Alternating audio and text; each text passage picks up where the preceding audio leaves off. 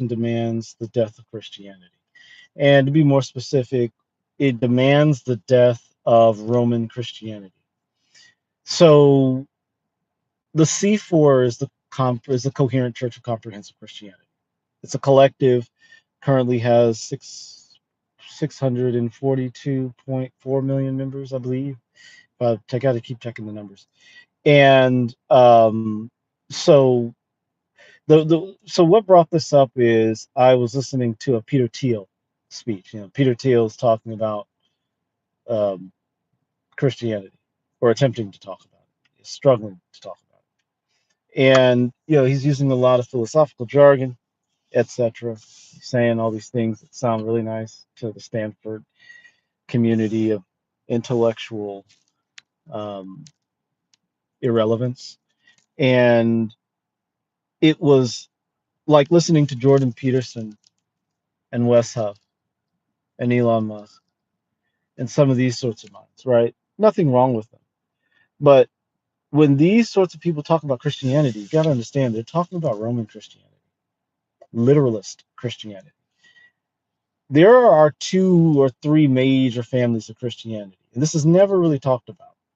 They always tell you about, there's 20,000 different denominations, there's the Catholics and the Orthodox and the Coptics and the Gnostics and blah, blah, blah, blah, blah, blah, and all this stuff. And that's cute, but it's in the weeds. It's losing the forest for the trees. The truth is, the truth, we don't use the truth. But what you can verify, what you can observe, is that there are, we'll say, 3 general main branches of Christianity. And these are identified by the so-called disciples of Jesus. Now, Jesus never existed, and none of his disciples existed. All the Bible, Gospels and things like that are pseudonymous or pseudonymous. It just means they were falsely named. There was no John. John did not write the book of John. Matthew did not write Matthew. Mark did not write Mark, and Luke did not write Luke. These are all pseudonymous. These were compiled by believers who were associated with those apparent followers of Christ. Okay, there's a better explanation than that, but that's the mainstream understanding. Better explanation is that there were anyway, I'm not going to get into that. It's too complex right now. So the form of Christianity you see in the mainstream, whether it's Jesus is Lord and you need to bow down to him and the Antichrist is coming, like Peter Thiel or some of these other thinkers have, or whether it's the Jordan Peterson, deny thyself, suffer, and be unhappy forever and ever, and then lose your mind, and then, be controversial about it. Those forms of Christianity are all the same Christianity. That's the church of Peter. It's the church of rigidity, of the stone, of limitation, of Rome. It's the church of Rome. Rome was built on Peter, and Peter is the rock. Peter is also Satan. It's Saturn, it's rigidity, it's structure, it's limitation. That's what most Christianity, mainstream Christianity, Orthodox Christianity, some forms of Coptic Christianity have that element where it's like, there's a literalist sort of frame. Now, fortunately, the Catholics, even though they're still very incoherent, are much more coherent than you'll see in the evangelicals like Baptists and Seventh-day Adventists and some of these all the offshoots of Christianity. But they are still profoundly incoherent because they believe that Jesus actually died and he actually was a person and he actually rose from the from death. That never happened. And the Bible is very clear about that.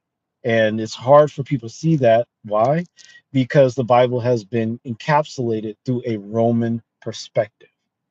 Now, with that said, let's talk about the other form of Christianity. That was the Church of Peter. That's the literal church. They believe in a real Jesus and a real stuff. Okay. Let's talk about a deeper version of Christianity. And this is more exhibited by the Ethiopics or Ethiopians. And they have an understanding of Christ as an indwelling process. Now, there are Coptic and Orthodox Christian churches in Ethiopia that have a little more literalist view. But in the deeper esoteric understanding of Christ, Christ is a process, a pattern that occurs within the human. Okay? And so that version of Christianity, even though it's much more quiet, it is older and it's more aligned with the ancient esoteric schools in Greece and in Egypt and in Persia and in India and places like that. And it's also associated with ancient mystical Hebraic thought. I'm very careful not to call it Jewish thought because Jewish and Hebraic are totally different. Jews are Europeans. That's the Levant. That's the Middle East, but it's more like Europe, Greece, right? The Jews really became prominent in Greece. That's how we got our version of the Bible, the first version of the Bible, the Septuagint. Okay, and so in Alexandria, which was controlled by Greeks at that time. So anyway, going back, that's the second version of Christianity. So it's a bit more coherent. It's a bit more symbolic. It's a bit more esoteric.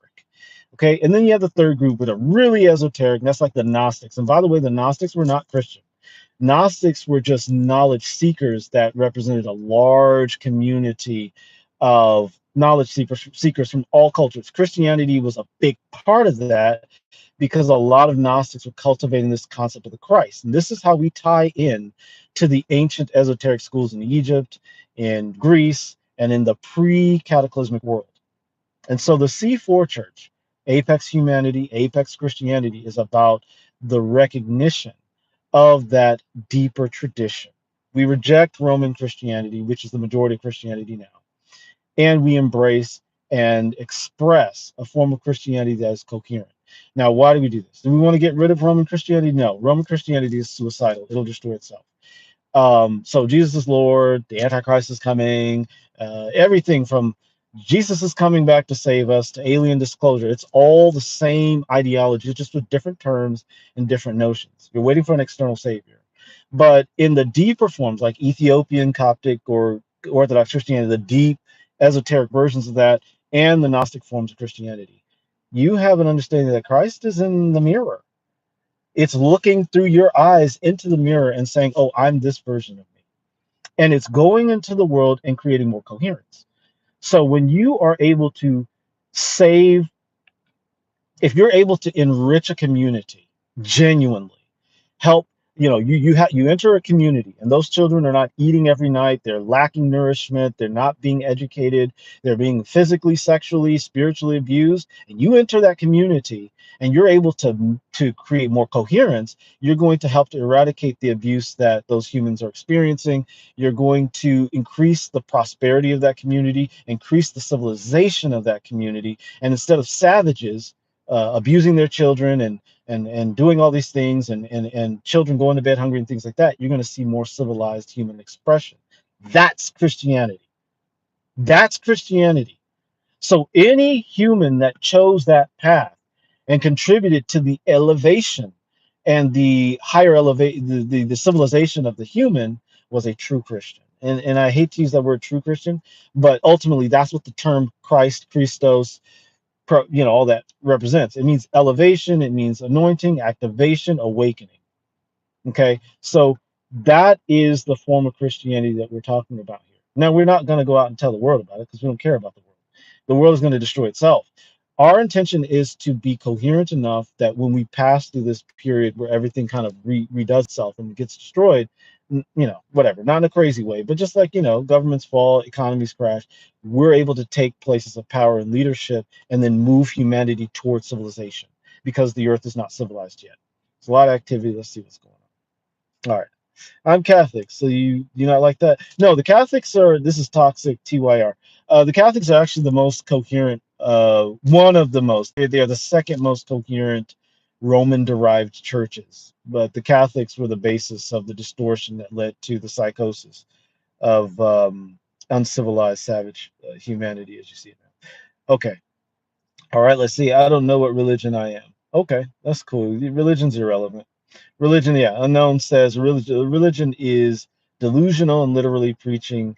Okay, yeah, you're kind of right. Okay. Let's see here. So it's not about Jesus, it's about Christ. Two different things. And Shai Milan says, okay, good. Thank you for that, Shai Milan. So that's basically what the C4 is about. The C4 is about that. And it's not, again, I don't like for people to share this. I want people to ask themselves, is this something that is resonant with me? And stay here as long as it serves you. And then when it no longer serves you, move on, go do your work in the world. That is the point of this work. C4 is about that. The human optimization matrix is about that. And so there have been questions presented to me. Oh, well, how are you going to, eradicate the Roman form of Christianity, and how are you going to address this and that? And it's just like, if you see somebody like choking themselves to death and drinking cyanide, you don't go and don't waste your time with them. Laugh at them and keep it moving. Like Jesus said, again, the allegorical Jesus, no real Jesus. He said, when you enter a town that rejects your message, dust this, dust the feet, wipe the dust off your sandals and keep it moving. So that's a colloquialism from that time period. I won't explain it at this point because I don't remember what it means. But ultimately, he's saying, the allegorical Jesus is saying, don't waste time with people who are not on your level. If you encounter someone that just doesn't vibe with the superior um, perspective that you have, continue to activate and amplify your perspective. Live from a place of clarity, move forward with clarity, and create something that works. Because humans have not, the people of Earth have not been civilized for somewhere between 6 and 12,000 years. There's not been any civilization here. And they lie to you and tell you, oh, the Romans were civilized. That's a Roman civilization. That's an oxymoron. Greek civilization. That's kind of an oxymoron. Egyptian civilization is accurate because the Egyptians were like the last civilized forms of humanity, because their civilization goes back like 20 or 30,000 years. And mainstream archaeology is starting to acknowledge that. So humans haven't, people of this world have not known civilization since then. And so we're in a time period right now where civilization can return. And it's not going to come from space aliens. It's not going to come from a magic man Jesus in the sky. No Messiah or Mahdi or whatever is going to come and bring it to you. It's going to come to you through you. And so the central tenet of the mission of the church is coherent satisfaction creates civilization. We don't care about heaven. We don't care about being good people because that's irrelevant. We only care about creating civilization. When you create civilization, every single human that is born on earth is born into a world that embraces them and has a place for them. Right now, you have 8 billion people, and I can tell you, I have to look at the numbers again. Less than, it's about 850 million people. Only 850 million people actually have a valid place here, and that's, if you knew what that meant, you'd shit yourself. You'd shit yourself if you knew what that meant. So um, there's a reason that less than a billion people actually have value, and that's not the way it should be. It's not the way it has to be. That's the way it is in a Roman-derived world. Every place on this planet has been contaminated with that perspective. China, everywhere. China's a little better than some of the other places, but generally, just about everywhere on Earth has been contaminated by that. And so, a civilized world would say, well, okay, we can operate on this planet such that 24 billion human forms, human beings, can live here sustainably, thrive, flourish, and have the individual sovereignty to be a value within the community and a value within their framework, within their society. And so that's the point of the C4. Like I said, we're kind of the mosquito, right? Um, Carrying the pathogen. We're not the hippopotamus that is lumbering through the swamp or through the marsh. That's old Christianity. That's not old Christianity, but that's Roman Christianity and all of its offshoots. We're the mosquito that delivers the pathogen that ends the life of that hippopotamus. Uh, and fortunately for us, the hippopotamus is already immunocompromised. This analogy is getting too heady, but if you get what I'm saying, you get what I'm saying. So we just are here to see the fall of something that is falling anyway, and our job isn't to force the process. Our job is just be ready when it happens, and then to feast on the carcass of that thing, and then use that to create civilization. And so anyway, that's that. The death of Christianity, and I'm being more specific and precise. The death of Mainstream Christianity is the birth of civilization. The birth of civilization will be the death of mainstream Christianity.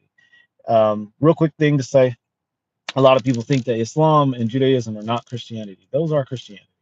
Islam would not exist without Christianity. If you've actually read the Quran, you know that it's just like Sabian Christianity. That's all it is.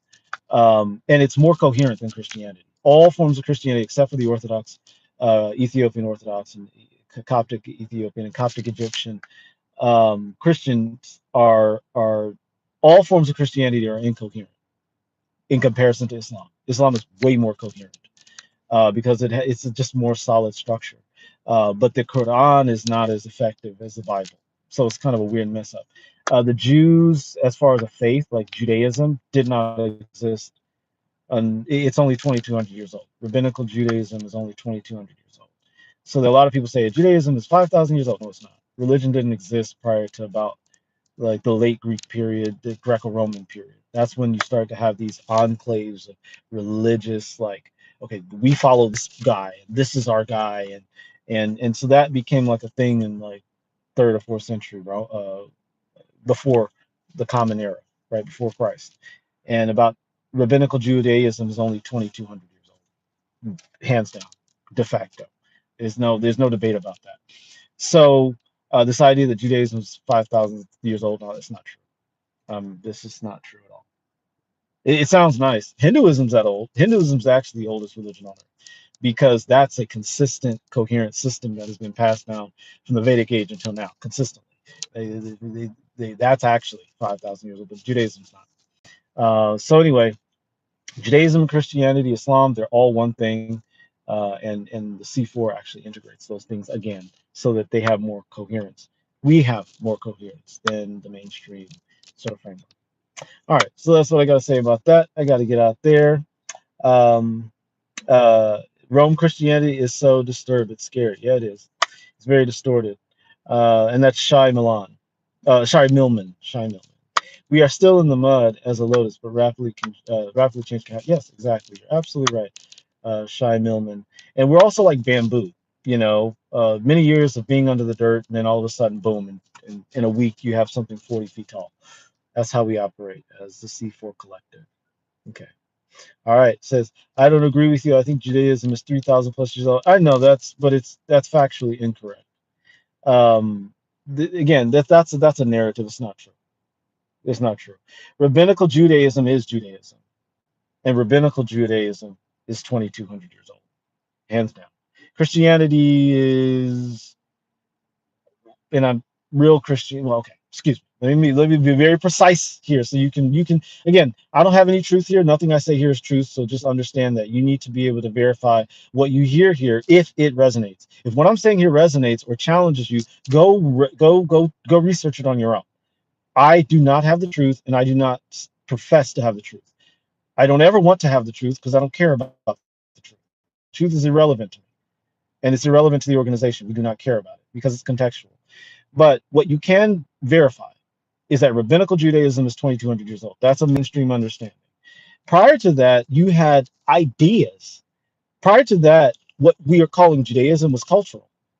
So if you were a Jew, that's because your mother was a Jew.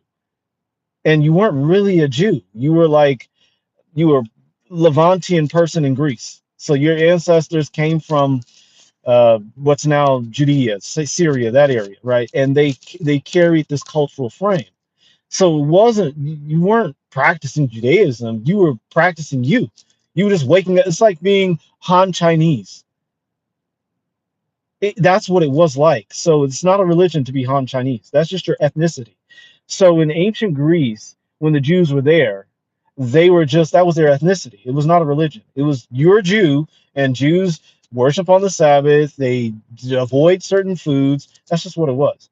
Now, when they came together, and that's when the Septuagint happened, the 72 elders came together in Alexandria, Egypt, which was ruled by the Greeks. They came together and compiled the traditions, the belief systems of their people, their ethnicity, their culture. And that came together in what's now known as the Septuagint, which is 72 areas. The Septuagint just means 70, but it was 72 elders, 72 priests, scribes, really came together, like scholars. 70 scholars came together and they said, we're going to put all of these ancient books from our culture together into this compilation, and that became the Torah, the Tanakh, and I believe later on there was like the Torah, Tanakh, and then there's the Talmud. All that stuff was happening around that time period. That's where rabbinical Judaism got its start. There's some people that say like during the Babylonian period or something like that. That kind of happened, but then again, it was still cultural. It was still culture. It was like, this is our culture. But when they went to Egypt and they compiled everything, and they were just like, okay, this is what it is. That's when rabbinical Judaism started, and then it was wiped out 270 years later, approximately, during the destruction of the temple in 70 AD. And then you could say, well, that was the end of rabbinical Judaism. You realize it wasn't. It was like revived somehow. Some people left and got away and then came back, and then whatever. You got what you got now. Christianity in its mainstream format is only 1600 to 1800 years old in its mainstream format, like the Roman version, because the Council of Nicaea and the Council of Carthage. Those things helped to compile what we know to be the canon of the Bible. And then the King James version of the Bible, which has been the basis of this Jesus Lord ideology, is from the 1600s. And so the United States, the American colonies, European colonies in America, are older than the King James version of the Bible. And so, like, a lot of the stuff that we're told is thousands and thousands and thousands of years old is not that old. A lot of it is just, a lot of it was just cultural. It was cultural. And what we call Christianity today did not exist until about, like I said, about maybe the Council of Nicaea, the Second Council of Nicaea, when they decided to compile certain books and keep certain books and get rid of certain books, include certain books, right? The Gospel of Mary was not included in the New Testament canon. The secret Gospel of John was not included because it's homoerotic, and they didn't like that. The Gospel of Thomas, which is probably the oldest of the New Testament books ever compiled, they didn't like that it told you that God was inside of you and that you are God. They didn't like that, so they left it out. They didn't want one of the Gospels to have a woman's name on it, Mary. That was probably the most important Gospel, was the Gospel of Mary. So a lot of things were left out. So Christianity didn't have its start to probably 1600 to 1800 years ago, depending on where you want to land it. If you want to say the first Council of Nicaea, the Council of Carthage, the Second Council of Nicaea was it, that's there. But religion's kind of a new thing. So it said Ezra, Nehemiah did the Bible over its 2,800 years ago in Babylon times. Okay, of course, let me go back a little bit. 300, of course, I'm just saying that the evidence, scripture writing in Hebrew, I didn't talk about rabbinical Jewish culture, about the Hebrew culture. Hebrew culture was culture. It's like I said, I tried to give you the example of the Han Chinese, right? The Han Chinese is one ethnic enclave within the nation of China, the People's Republic of China. That's one of the ethnicities. It's the biggest ethnicity, right? And so let's say the Han Chinese had all these heroes. Like they had this hero and that hero that was Han Chinese. And then they went, okay, we're going to write his stuff down, and they want to compile a book of these Han Chinese elders and these heroes. And then we're going to like make that a thing. Well, now that becomes Han Chineseism. And then they go into the world and they say, hey, read the book of our leaders who were great scholars and great philosophers. And then some person in the Congo goes, okay, yeah, I like these people. Okay, now you're a Han Chinese Islamist or whatever. And then they go to like, Peru, and a Quechua person in Peru goes, okay, I want to accept this. And they're like, okay, that's what happened with Judaism. And Hebrew stuff, yeah, it was just the culture. Back in the olden days, you just had like everybody was in it was your religion didn't really exist because it didn't make ancient people were more sophisticated than modern people are like remedial apes at best. Like, and I don't mean to insult the apes, but that's what modern people are like. They're like remedial apes. And so you have to tell them Jesus Christ is Lord, Muhammad is the only prophet, Hashem is the one, and Moses is the prophet. Like, you got to tell them stuff, and then they go, okay, and then they just follow and do whatever you say because they don't think for themselves. Ancient people, you couldn't do that to them because ancient people were like, well, okay, So you mean to tell me there's some people with wings that came and told you something? I've never seen a person with wings. You're stupid. And they would just walk away from you like you're dumb. Because back then life and death was real. Right? You babies died more often. Yeah, birth rates were not great. And so you were exposed to death all the time. You could have had a sibling that you loved and then they got sold into slavery. Or they were killed in front of you by some marauding bandits. That's human life for the last on and off for the last 6,000 years. And so back then religion wasn't praying to sky phantoms. That never happened. That's what the archaeologists want to tell you, and it's not true. You can verify it yourself. Read Plato, read Hermes Trismegistus, read the Hermeticum, the Corpus Hermeticum, read the writings of Herodotus. These were people that lived 2000 or 2500 2600 years ago. And they clearly, explicitly say, we know that there's no such thing as gods. We made them up. We made them up. They're very clear about that. Read Xenophanes. He said if lions could encapsulate a god, they would make it look like a lion. That's what humans did. So the Greeks knew this 3,000 years ago. The ancient Egyptians knew this 5,000 years ago. They were very clear that none of these gods are real. Even the ancient Hindus. Rama was a person made of flesh and blood who became apotheosized or deified. He was turned into a god. Krishna was a flesh and blood person who was turned into a god because he was so great and so amazing. Shiva's the same thing. And they tell you he lived like 9,000 years ago, whatever. So ancient people didn't really have religion. And it's a modern mind game that they play with you because they want you to like outsource your power to a space ghost, to a sky phantom, to some magical man in the sky. And now they're giving you alien disclosure. There's some aliens gonna come here from the fucking Alpha Centauri, tickle your booty hole, and go, "Oh, we're here to give you civilization." It's bullshit. It's stupid. And so, like again, you can't trick a 4-year-old with Jesus is Lord. You can't. You got to give them cookies and then tell them they're a bad little boy and then withhold love from them and then they believe Jesus is Lord. You got to trick people into that sort of malarkey. And so our framework is don't trick people anymore. We don't have the truth. We don't. We don't. Because truth doesn't exist. Truth is contextual. It does not exist. And so it doesn't exist outside of context. You need to have a context in order to have truth. Okay. So yeah, I mean, I get what you're saying, but do the research. Look at what those ancient people did and also understand that the history we've been told is through the lens of people who were so inferior. I'm just going to be honest, so inferior that they projected their inferior monkey brains onto the world. It's like these guys came out of Europe and they were like, okay, here we are in the Amazon, or not even the Amazon. Here we are in Mexico, and there are these pyramids everywhere, and there's all this stuff, and it's like so advanced, and it's clean, and the people aren't covered in feces, and they're not psychopaths. Oh, this is crazy. Let's burn it all to the ground. Let's kill everybody off. That's Roman Christianity, okay? And so, um, and they did that. And I'm not talking on Europeans because they weren't the problem. The problem was the ideology. The ancient people of Europe were extremely advanced. Look up the Hyperboreans. These were sophisticated northern people, blonde hair, blue eyed Aryan gods. The Greeks talked about them. Look at the Ethiopians, the real Ethiopians, not modern Ethiopia, but the real Ethiopians.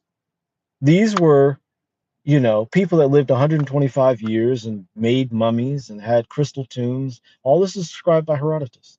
People dismiss him because he says a lot of shit that people don't want to recognize. But his what he said is corroborated by other ancient sources. Not all of it, but a good amount of it. So double check that. All right. I gotta get out of here. Yeah. Nakia is the 4th century. Spinoza is a good dude. Yeah. Yeah. Spinoza's a Jew and for our age. Spinoza. I'm gonna look up Spinoza because I've read Spinoza years and years and years ago, but I just haven't even gotten to Spinoza since. I don't do a lot of the philosophy anymore because for me it's a bunch of waste of time. All right. Yeah. Religion, nationalism, and corporate politics are made to slavery. Exactly. That's the whole point. Whoopi Goldberg. Yep. Yeah. Yeah. So anyway, so that's what this entire framework is about. Oops. That's what this entire framework is about. It's about creating a system, not creating a system, but identifying a system that works for you. We will present ideas, we'll present concepts, and you go out into the world and you do your job, do your due diligence to ensure that you create an experience, a life that is the that is aligned with your coherent satisfaction. That's the entire point. Civilization does not arise from suffering from slavery. If they tell you that the slaves built civilization, you can immediately dismiss them because look at people today. Everybody goes to a job, they hate it. How Let me ask you this. You go to a business, and if all the people there work, they don't like their job, they feel bad, they're being abused, all of that, how good is that business? How good is the product? The product is trash. Always trash. I can tell you for a fact, if you go to just look at food, go to a fast food restaurant where everybody feels like shit. You eat that food, you're gambling with your life. They probably spit in it and put a booger in there. They probably hate you, and then that hate goes into food. Now you're eating hate burgers, right? And so that's how it is. But if you go to a person that loves what they do, they're enthusiastic about it, they have a deep, deep love for what they're doing, and they're satisfied, it's coherent satisfaction, you're going to pay $800 for a plate of food because they're going to put so much time and love into it that they're going to be able to charge the highest price and people will pay for it. So the difference between civilization and what you see in the world right now is the difference between a high level elite restaurant, luxury, high level leisure luxury 5-star Michelin star restaurant in a place where you have to wait months to reserve. That's civilization. But what you see in the world right now, that's McDonald's. It's trash. Excuse me. And I will say though, there are certain cultures and certain nations that are more civilized. The Scandinavian, Northern European nations are the most civil. They're not civilized, but they're pre-civilized. Japan is pre-civilized, and Singapore is pre-civilized.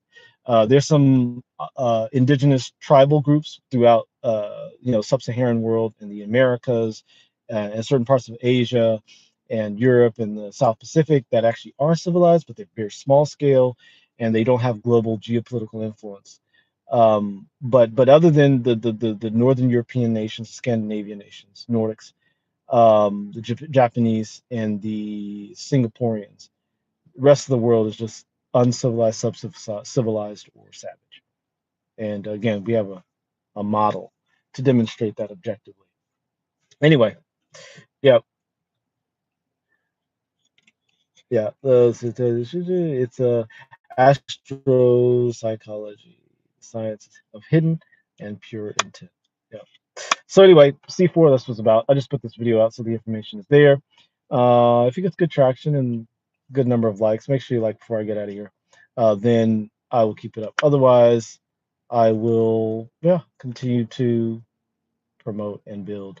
And like I said, we're very, very healthy. We have a large number of membership, a large number of individuals in our membership.